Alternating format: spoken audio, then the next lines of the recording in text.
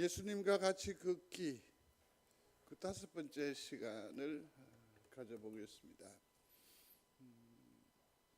지난 시간에는 예수님과 같이 걸을 때에 우리 몸에 생기는 어떤 그 변화, 우리 삶에 있어서 어떤 유익이 무엇일까를 우리가 주목해 보지 않았겠습니까? 예수님과 같이 걷는 게 팍팍합니까? 부담스럽습니까? 영 싫습니까? 주님과 함께하면 모든 것들이 다 형통하고 기쁨이 있고 즐거움이 있을 것이라는 것을 다들 알긴 아는데 쉽사리 주님과 함께 데이트하지는 않는 것 같습니다. 주님은 필요에 따라서 잠시 나타나는 키오스크라고 합니까? 요즘 가게 가면 말한데 이렇게 주문하는 박스 있잖아요. 주님은 키오스크예요. 필요한 거 누르면 주면 오케이. ATM 기계라고도 하더라고요. 왜 저 현금 지급기 말입니다. 뭐 필요하면 더 해주시는 그러한 존재이지, 주님이 내 삶의 울타리 안에 들어온다, 이 사건에 간섭을 하신다, 동의하시면 예, 동의하시면 예. 참 어려워요. 그렇죠? 참 어렵습니다. 주님이 우리 거실에 턱하니 앉아 계시면 좋을까요? 내가 다급하고 극심한 어려움에 처하게 되면 너무너무 사모하고 너무너무 그리워하면서도 막상 주님이 우리 집의 소파에 앉아 계시면 천국이 아니라 이건 뭐가 될까? 왜 우리는 하나님을, 예수 그리스도를 그렇게밖에 인식하지 못하고 있을까? 너무나 안타깝기 그지 없습니다. 시편 23편 4절에 있는 말씀인데요, 한번 같이 더 읽어보아야 할 것 같습니다. 같이요. 내가 죽음의 골짜기를 지날지라도 두려울 것이 없으니 주께서 나와 함께 걸으시기 때문입니다. 주님의 믿음직한 지팡이를 보니 내 마음이 든든합니다. 성도 여러분, 주님과 같이 길 가는 것은 엄밀히 보면 나의 선택이 아니라 주님의 길입니다. 그렇죠? 그러므로 이 대부분의 길은 처음 가는 길입니다. 그러니 굉장히 두려웠을 것입니다. 조바심도 날 것입니다. 혹 짜증스러움도 있을 법합니다. 그런데요, 저마다 예수 믿은 세월이 상당한데 곰곰이, 아니 찬찬히 돌아보시기를 바랍니다. 풍상 많은 인생은 세상 그 어느 누구와 동일할 겁니다. 그럼에도 불구하고 놀랍게도 우리의 인생이 평안했다라는 것 아니겠습니까? 급하게 달려갑니다. 얼마나 우리가 바쁘게 삽니까? 열정적인 에너지를 투자하면서 삶을 살아가고 있습니다. 그런데 어느 날 사람이 보이기 시작하고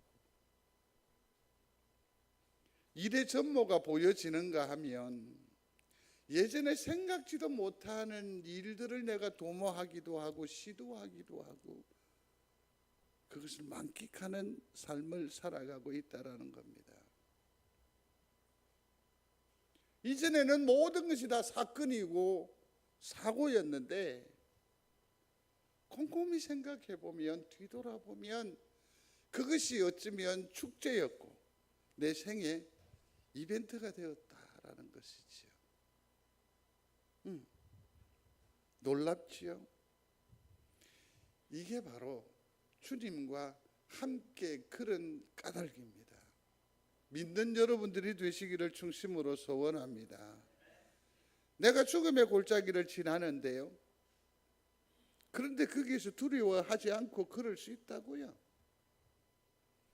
이 얼마나 세상이 험악합니까? 그런데 내가 마음 든든함을 유지할 수 있다고요? 왠지 아십니까? 주님이 같이 걸으시기 때문입니다. 주님께서 약속하셨을 뿐만 아니라 놀랍게도 어느 날 작은 믿음의 소유자임에도 불구하고 겨자씨만한 믿음도 없어서 답답해하는 우리의 처지임에도 불구하고 심령 가운데에서 스스로 그렇게 말한다? 어찌 보면 뻔뻔스럽게 말해요. 고백해요. 주께서 나와 함께 하셨습니다. 이게 주님과 같이 걷기에 위력이라고 할 수 있을 것입니다. 보십시오. 두려워하지 않는다고. 주님이 나와 함께 하시고 내게 든든한 우리 되어 주시기 때문이거든요. 주님과 함께 걷는 일을 포기하지 않는 여러분들이 되시기를 중심으로 소원합니다. 이사야 4장 17에 있는 말씀입니다. 같이 또 봅니다. 겁먹지 마라. 내가 너와 함께하고 있다. 두려워할 것 없다. 내가 너의 하나님이니 내가 너에게 힘을 줄 것이다. 너를 도와줄 것이다. 내가 너를 붙들어 줄 것이다. 꽉 붙잡아 줄 것이다. 아멘. 우리가 인생을 또 신앙적 삶을 이루어 살면서 간혹 생각할 수 있습니다. 과연 따라 나서는 게 맞아? 이 길이 맞을까? 도대체 언제까지래? 아직도 넘어야 할 태산이 보이는데 정작 우리의 삶에는 어떤 변화가 없으니 지친다. 지쳐. 그럴 수 있을 겁니다.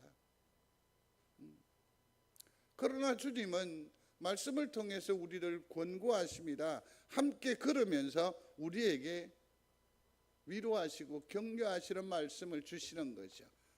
겁내지 마라. 두려워하지 마라. 왜냐하면 내가 너와 함께 걸을 것이기 때문이다. 내가 간혹 너에게 힘을 더하여 줄 것이다. 너를 도와줄 것이다. 너를 붙들어 줄 것이다. 콱 붙잡아 줄 것이기 때문이다. 믿는 여러분들이 되시기를 바랍니다. 뭔가 누군가 의지할 바 없이 황무한 사막의 길을 걷는다고 생각을 해보십시오. 얼마나 불안하고 얼마나 초조하겠습니까?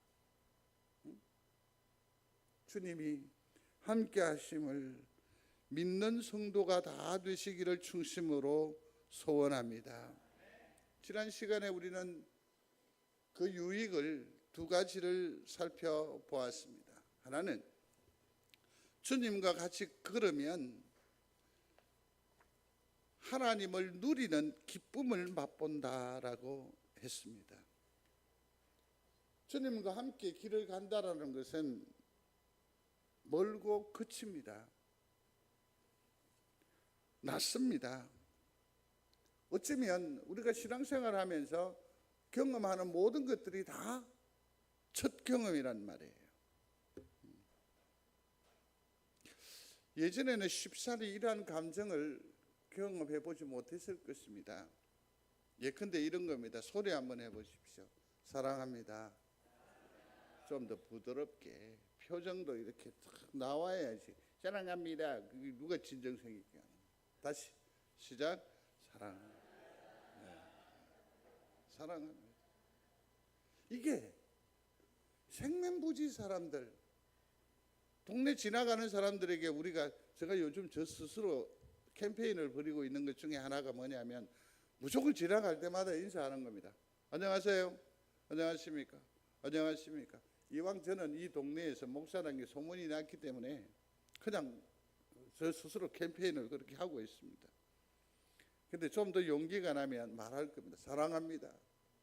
근데 그 사람이 얼마나 뜬금없이 들리겠어요, 그죠? 지금 강단에서 내 편이란 성도들한테 하는데도 지금 사랑합니다 자꾸 얘기하니까 자기하고 눈 마주칠까 봐서 고개를 숙인다. 이러한 감정이 예수 이전에 흔했냐고. 그런데 우리 속에는 모든 것을 이해하고 품을 수 있는 그 넓은 마음이 어느새 자리했다라는 것 아니겠습니까? 상당한 의지를 가지고 출발할 수 있습니다. 그게 뭐냐면 사회봉사라는 것일 겁니다. 그러나 교회는 여러분들 성김 자체가 뭡니까? 봉사하잖아요. 근데 이게 가능하다고요. 가능하다. 전에는 경험할 수 없었습니다. 우리의 관심이 어떻게 해요?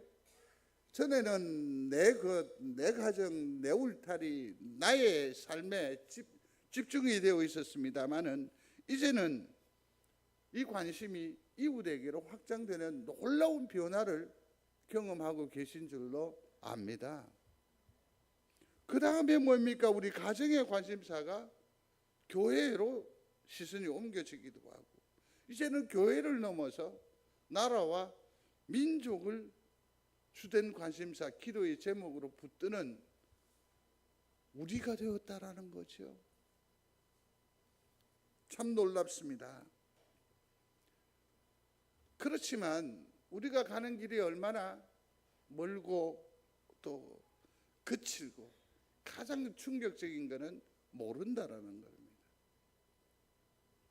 그러나 이 주님과 함께 가면 이 팍팍함이 즐거운 데이트가 될 줄로 믿습니다.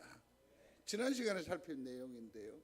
왜냐하면 주님은 희락의 하나님이시기 때문입니다. 소리합니다. 희락의 하나님. 주님은 모든 상황을 유머러스하게 기쁨으로 변화시키는 능력이요 은혜가 있는 줄로 믿습니다. 넘어졌습니다. 자빠졌습니다. 깨워졌습니다. 부끄럽습니다. 엄청난 수치를 당합니다. 그러나 주님은 뭐라고 하십니까? 오히려 보듬으시고 일어나게 하시고 이걸 극복함으로 말미암아 새롭게 해주시는, 그렇게 해서 우리의 인생을 어떻게 한다? 웃게 하시는 하나님. 믿는 여러분들이 되시기를 바랍니다. 시름을 잃게 하십니다. 토닥거려 주십니다.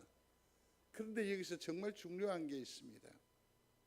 주님은 딱히 요구하시는 어떤 조건이 없다라는 겁니다. 그러면서 어떻게 하십니까? 하하 웃으시면서 괜찮어? 괜찮어?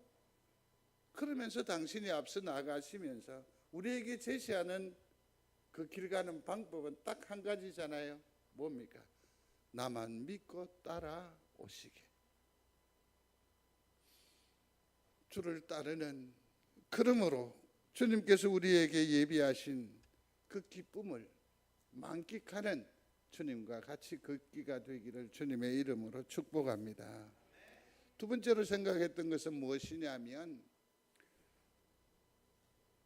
먼 길을 가다 보면 이 피곤해질 수 있습니다. 우리의 생각, 가치관이 흔들릴 수도 있을 것입니다. 결국 우리 발이 문제인 겁니다. 더럽혀집니다. 더럽혀집니다.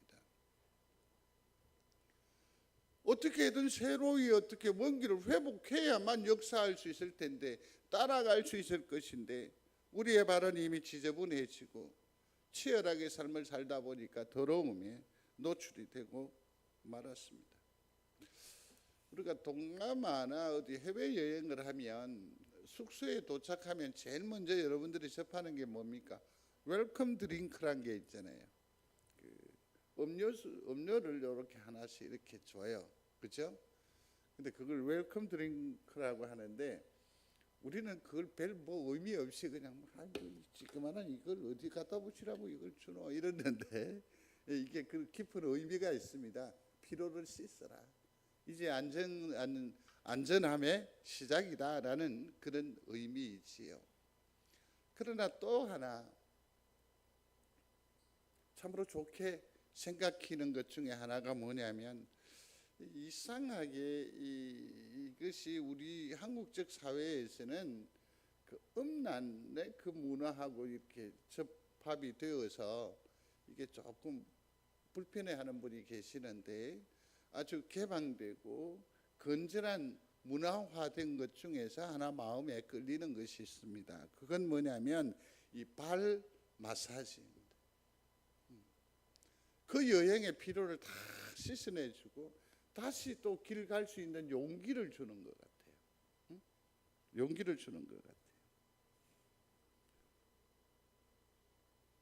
믿고 따르는 길이었습니다. 낯선 길이었습니다. 그렇지만 때가 묻기 마련이 아니겠습니까? 그래서 주님은 곰곰이 생각해 보면 가던 우리의 걸음을 어떻게 해요? 멈추시기도 하십니다. 어떤 때는 심한 독감으로, 어떤 때는 무릎의 흔들림으로 우리를 쉬게 하시고 치료하시고 그렇게 해서 다시 한 번 더 새롭게 그 행진을 이어가십니다. 출애굽할 때에도 기억해 보시면 좋을 것 같아요. 가나안으로 적과 꿀이 흐르는 복지회로 나아가는데 모세의 누이인 미리암으로 인해서 이 행진이 무려 일주일 동안 멈추잖아요.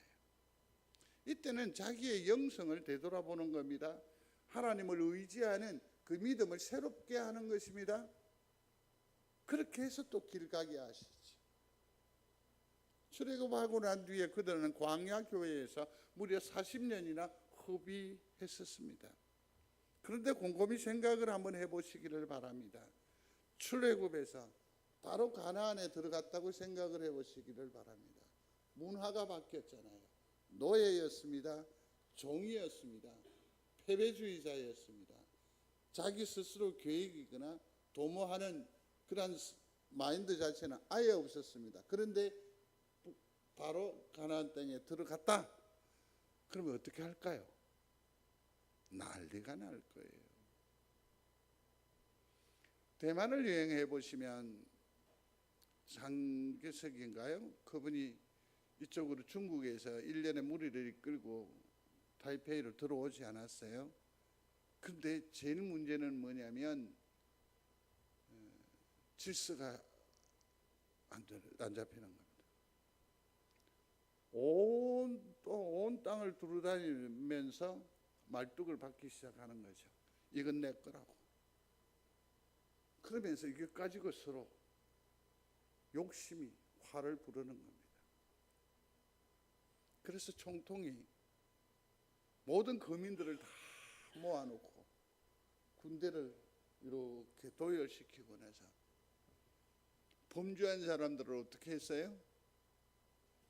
새 창을 가지고 그 엄청난 절벽으로 다 밀어넣어 버렸어요. 신앙의 삶에 있어서도 마찬가지예요. 깔뱅이라고도 번역하던데 제네바시를 그야말로 신성화하기 위해서 우리에게 아주 의로운 통치의 방법을 예시로 보여줘요. 그런데 신앙의 사람들 여기 안에서도 들어오게 되니까 뭐가 됩니까? 훈련되지 아니하고 준비되지 않은 사람들이 여기에서 뭐가 됩니까? 자기 권세를, 자기의 이익을, 자기의 공로를 내세우기 시작하니까 하나님의 영광과 의는 온데간데 없는 거죠. 짚을 숲이 있습니다. 근데 거기에는 새로 나무를 깎아 만든 뾰족한 것이 있었습니다. 다 밀어 넣어버렸습니다. 다 밀어 넣어버렸습니다. 가나안 땅에 바로 들어가게 되면 어떻게 될까? 남북이 통일되면 우리 교회들은 어떤 일들을 할 수 있을까요? 아마 우리도 그럴걸요. 평양 근교에 제2 송정 제1교회, 제3 송정 제1교회 빚을 내서라도 땅을 사지 않을까요? 이? 나는 안 그럴 깁니다. 아니요. 황 목사가 이 교회에 부임해 왔었을 때 제일 먼저 저에게 주어진 요구가 있었습니다. 옆에 있는 땅, 저거 153평입니다. 그때 230만 원 했습니다. 저걸 꼭 사야 된다고. 근데 왜 그때는 그렇게 철이 없었던지, 아니면 거기에 대한 관심이 없었던지. 저는 목회를 땅으로 생각하지 않았습니다. 건물로 생각하지 않았습니다. 그래서 여러분들에게 고백했지요. 땅 한 평도 사주지 않겠다고. 전혀 훈련되지 않은 그들을 하나님께서는 어떻게 광야 40년 동안 훈련하신 것입니다. 그들을 정화하신 겁니다. 그렇게 시간을 조절하여 가십니다. 조절하여 가십니다.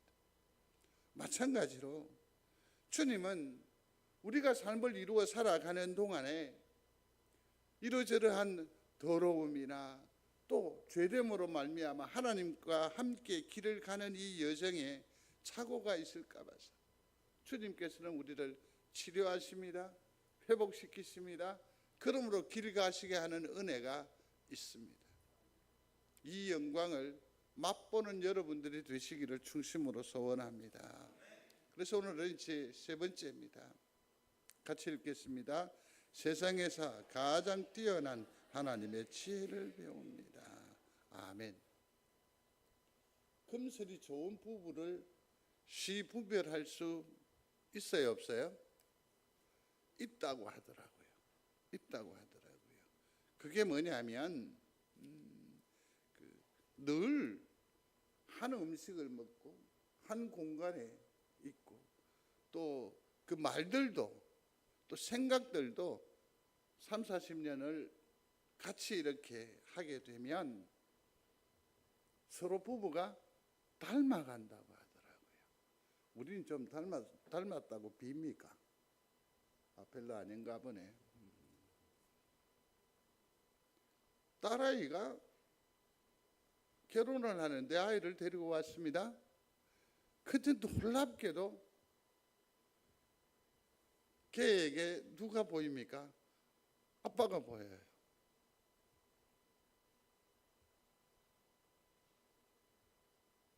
신부감을 데리고 왔는데 그 신부에게서 누가 보입니까? 엄마가 보여요. 성도 여러분, 잘 키우신 겁니다. 잘 하신 겁니다. 주님과 오랫동안 함께 걸으면 우리는 주님의 그 습관과 그 행위와 그 품새가 어느새 나의 것이 되어 있음을 확인하실 수 있게 될 것입니다. 닮아간다라는 거죠. 베드로 같은 경우도 한번 보실까요? 먹으라고 하는데 야야 몸에 좋은 기다 먹어라. 그러나 자기는 아니라 그럴 수 없나이다. 내가 이렇게 더럽고 부정한 것을 먹을 수 없습니다. 그러나 결국은 하나님은 베드로로 하여금 그 음식을 취하게 하시잖아요. 그렇게 해서 교회가 확장되어지고 복음이 이 땅에 편만하게 되는 통로를 여시지 않던가요? 가라고 했습니다. 그런데 이 요나는 마음이 불편합니다. 니느웨는 원수 지국이거든요. 자들은 멸망받아 마땅한 족속이라고 생각을 하는 거죠. 그래서 그는 어디로 갑니까? 다시스로 도망하여 가버립니다.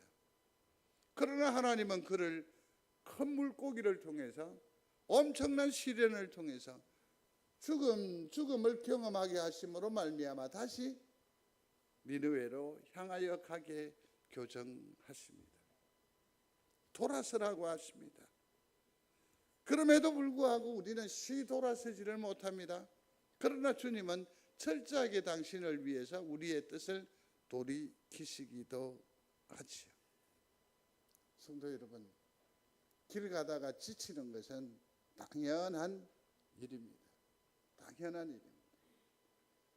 그러나 그때마다 우리는 조정을 할 필요가 있습니다. 영점 조정이라는 겁니다. 저도 군인의 삶을 살아보지 않았겠습니까? 가장 기억에 남는 훈련은 유격 훈련이고 또 200km, 100km, 천리 뭐 이런 것도 있는데 가장 인상적이었던 것이 뭐냐면 훈련소에서 총을 지급받고 난 뒤에 0점을 조절하는 일입니다. 이거는 생명과도 직결된 문제이기 때문에 PRI라고 합니까? 피가 튀고 알이 배기는 뭐 그런 훈련을 통해서 정신 바짝 차리게 0점 조정을 합니다. 총열을 자기의 몸에 맞추는 겁니다. 이걸 맞춰야 됩니다. 그래야 이 총과 이 무기가 제 기능을 발휘하기 때문이지요. 길 가다가 간혹 주님과 함께하는 이 걸음이 짜증스럽고 힘에 겨울 때가 있을 겁니다. 그럴 때에는 재빠르게 뭘 해야 하느냐면 0점을 조정해야 합니다. 피아노도 마찬가지입니다. 그 기능이 아무리 탁월하고 그 효과가 대단하다 할지라도 저기에는 조율이 필요합니다. 절대음을 맞추어야만 합니다. 그래야 제 기능을 발휘할 뿐만 아니라 우리가 그 소리에 맞추어서 함께 마음을 흥겨움을 나눌 수 있기 때문입니다. 조절을 해야 합니다. 하나님은 아브라함도 그렇게 관리하셨습니다. 수십 년 동안 아브라함을 0점 조정하셨습니다. 조율하셨습니다. 그 아비와 작별하게 하셨습니다. 온전히 고향을 떠나게 하셨습니다. 그가 자녀 문제 때문에 얼마나 고심을 하던가요.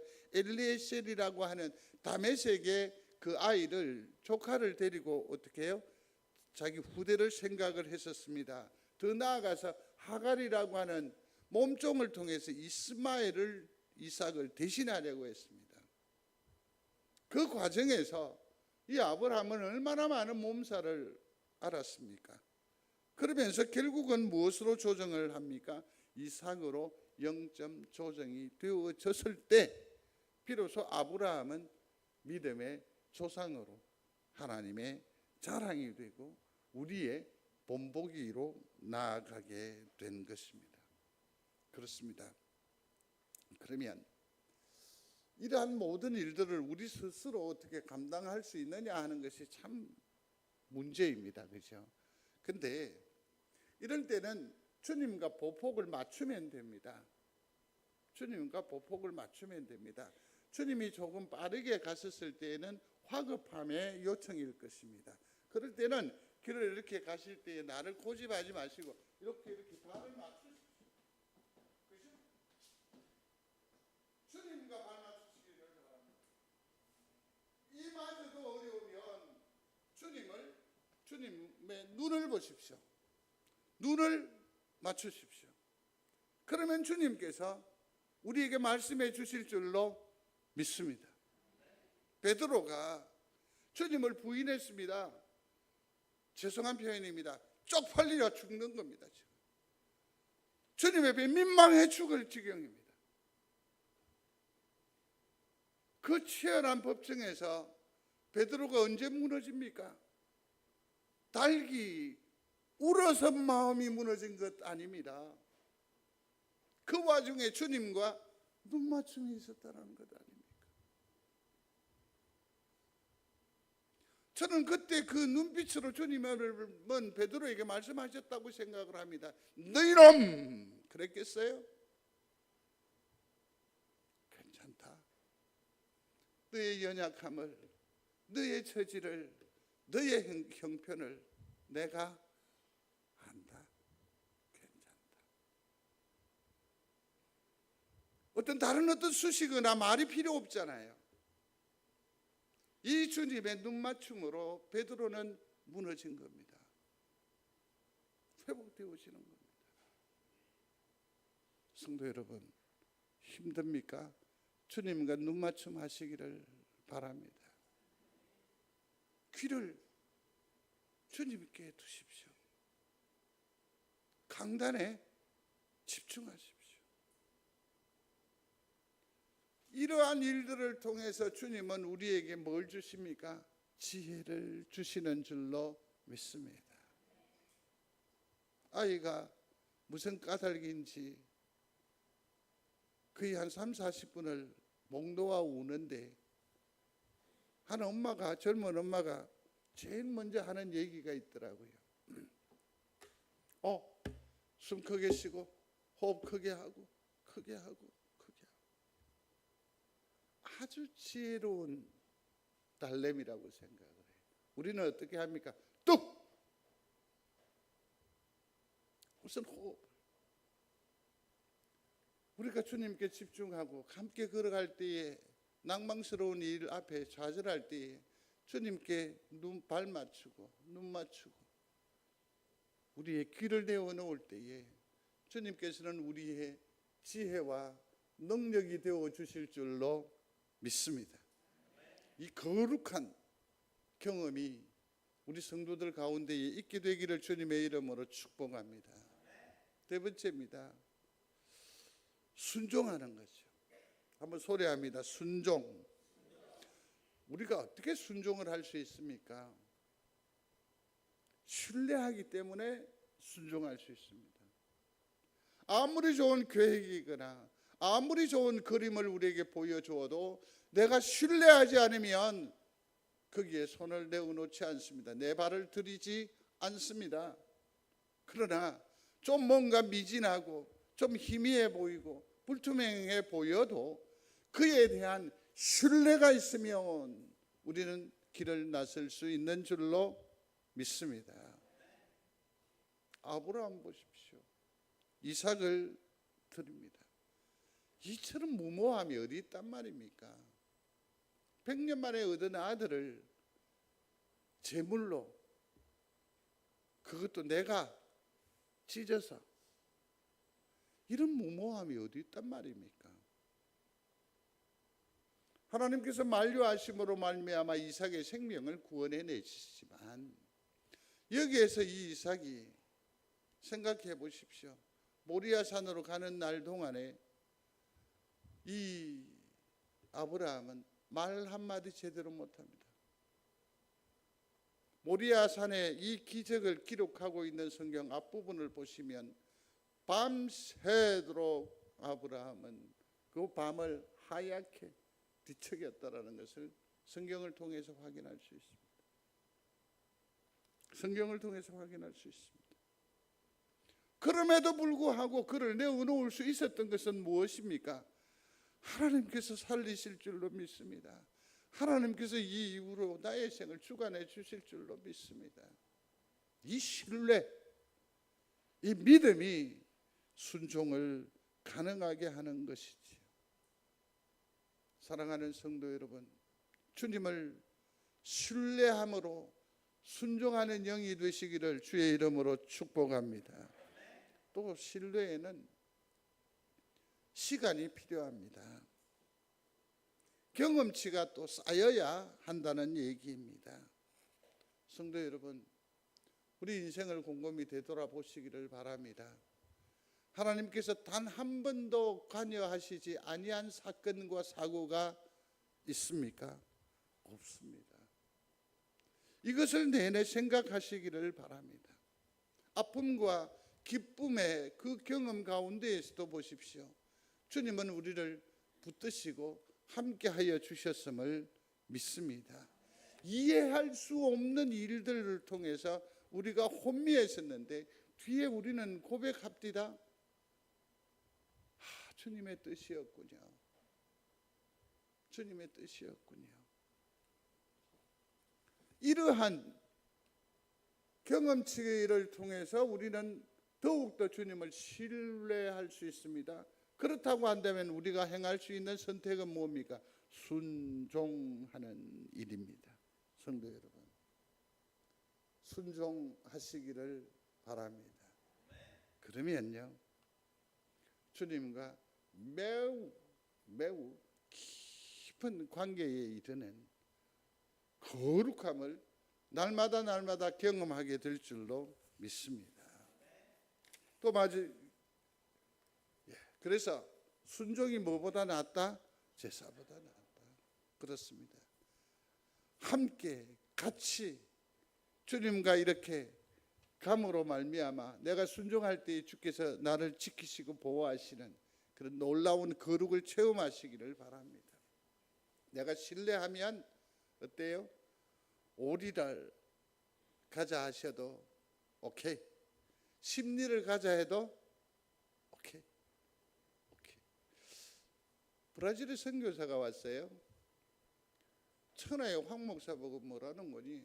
자기가 대구 볼 일이 있는데 지를 좀 데려다 달라고. 그럼 어쩌노? 네가 이리로 올래? 이 박현수 권사님 저 교회 오빠입니다. 싹수가 그렇죠? 웃자고 이러니까 네가 이 하단까지 좀 오면 안 썩었네.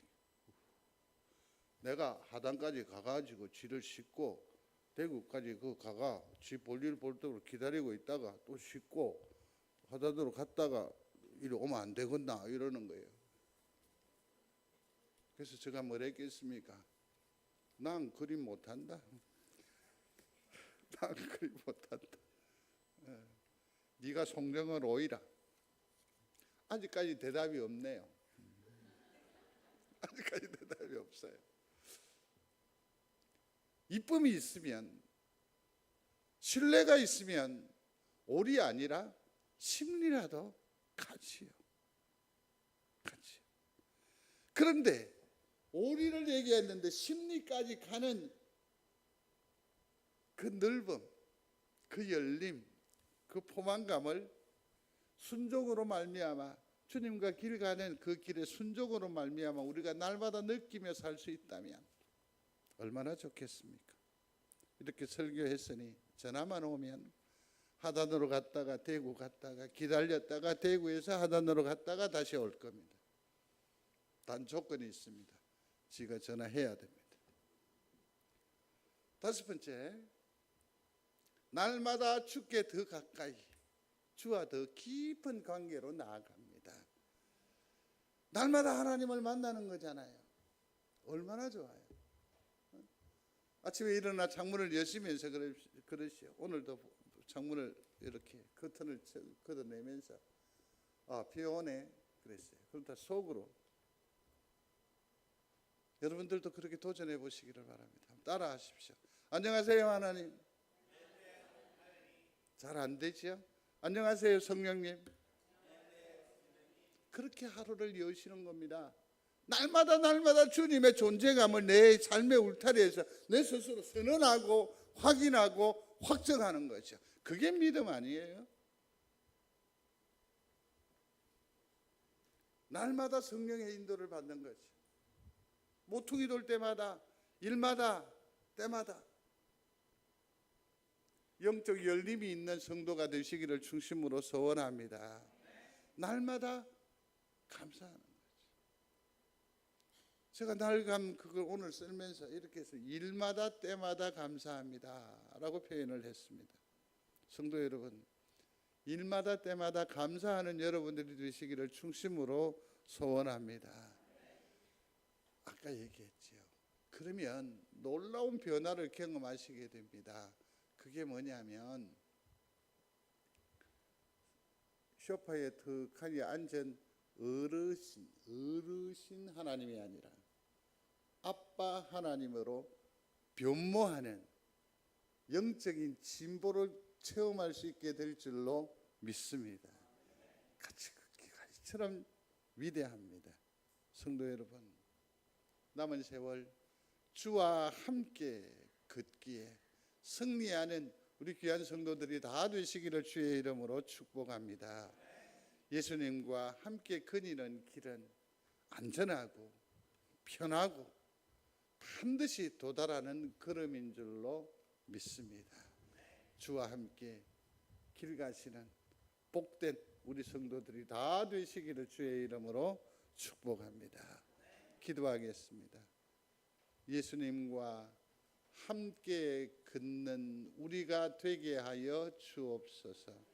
우리가 길 갈 때에, 낙심할 때에 위로를 더하시고 지쳤을 때에 치료로 회복시키시며 또한 비전을 보여주시어서 우리로 온전히 주의 기쁨에 이르게 하여 주실 줄로 믿습니다. 주님과 같이 걸으려고 합니다.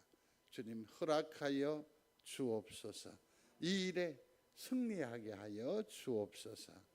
한 주간도 우중에 우리 성도들을 지키시기를 원하고 날마다 그 삶의 자락에서 주님께 감사하며 찬송하는 이 시간들이 되도록 은혜 더하여 주옵소서. 예수님 이름으로 기도드리옵나이다. 아멘. 교회 소식